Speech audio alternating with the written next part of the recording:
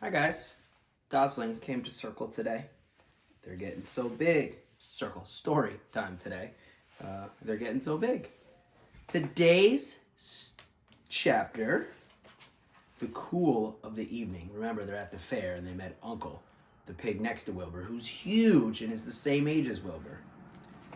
I wonder what's going to happen in the cool of the evening. In the cool of the evening, when shadows darkened the fairgrounds, Templeton crept from the crate and looked around. Wilbur lay asleep in the straw. Charlotte was building a web. Templeton's keen nose detected many fine smells in the air. The rat was hungry and thirsty. He decided to go exploring.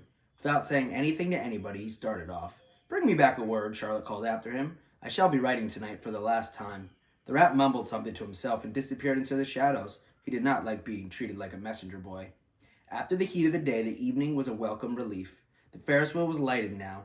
It went round and round in the sky and seemed twice as high as in the day. There were lights in the midway, and you could hear the crackle of gambling machines and music on the merry-go-round, and the voice of the man in the Beano booth calling numbers.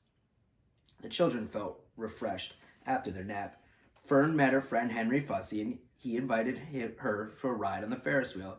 He even bought a ticket for her, so it didn't cost her anything. When Mrs. Arable happened to look up in the starry sky, she saw her little daughter sitting with Henry Fussy and going higher and higher into the air, and saw how happy Fern looked. She just shook her head. My, she said. Henry Fussy, think of that.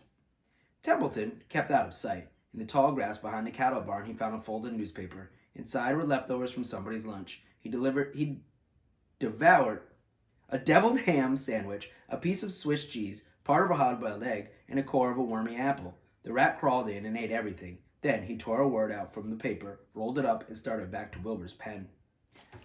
Here's Templeton in the lunchbox.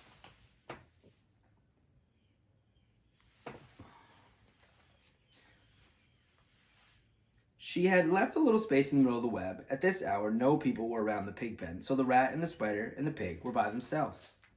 "I hope you brought me a good one," Charlotte said. "It is the last word I shall ever write." "Here," said Templeton, unrolling the paper. "What does it say?" asked Charlotte. "You'll have to read it to me." "It says humble," replied the rat. "Humble," said Charlotte. "Humble has two meanings. It means not proud, and it means near the ground. Wilbur, that's Wilbur all over. He's not proud, and he's very near the ground." "Well, I hope you're satisfied," sneered the rat. "I'm going to spend all of my time fetching and carrying. I came to this fair to enjoy myself, not to deliver papers." "You've been very helpful," Charlotte said. "Run along if you want to see more of the fair." The rat grinned. "I'm going to make a night of it," he said. "The old sheep was right. The fair is a rat's paradise. What eating, what drinking, and everywhere good hiding and good hunting. Bye-bye, humble Wilbur. Fare thee well, Charlotte, you old schemer. This will be a night to remember in a rat's life."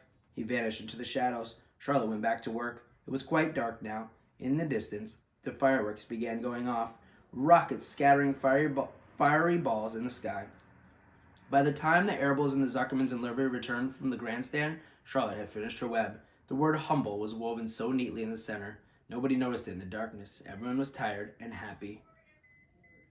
Here's Templeton again.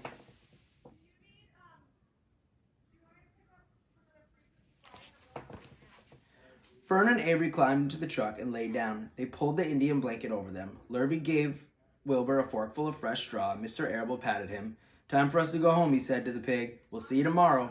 The grown-ups climbed slowly into the truck, and Wilbur heard the engine start, and then he heard the truck moving away at low speed. He would have felt lonely and homesick had Charlotte not been with him. He never felt lonely when she was near. In the distance, he could still hear the music of the merry-go-round. As he was dropping off to sleep, he spoke to Charlotte. "Sing me a song again about the dung in the dark," he begged. "Not tonight," she said in a low voice. "I'm too tired." Her voice didn't seem to come from her web. "Where are you?" asked Wilbur. "I can't see you. Are you on your web?" "I'm back here," she answered, "up in the back corner." "Why aren't you on your web?" asked Wilbur. "You almost never leave your web." "I left it tonight," she said. Wilbur closed his eyes. "Charlotte," he said after a while, "do you really think Zuckerman will let me live and not kill me when the cold weather comes? Do you really think so?" "Of course," said Charlotte. "You are a famous pig, and you are a good pig. Tomorrow you will probably win a prize. The whole world will hear about you. Zuckerman will be proud to own such a pig, and you have nothing to fear. Wilbur, nothing to worry about. Maybe you'll live forever, who knows? And now go to sleep." For a while there was no sound. Then Wilbur's voice. "What are you doing up there, Charlotte?" "Oh, making something," she said. "Making something as usual." It's something for me," asked Wilbur. "No," said Charlotte. "It's something for me, for a change." Please tell me what it is, begged Wilbur.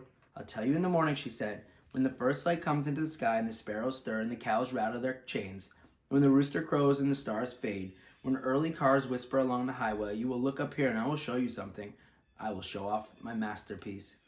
Before she finished the sentence, Wilbur was asleep.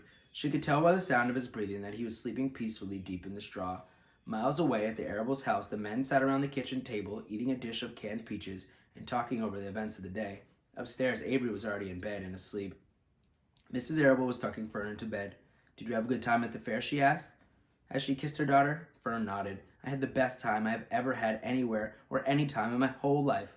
Well, said Mrs. Arable, isn't that nice? Next chapter, the egg sack. We're almost done, guys.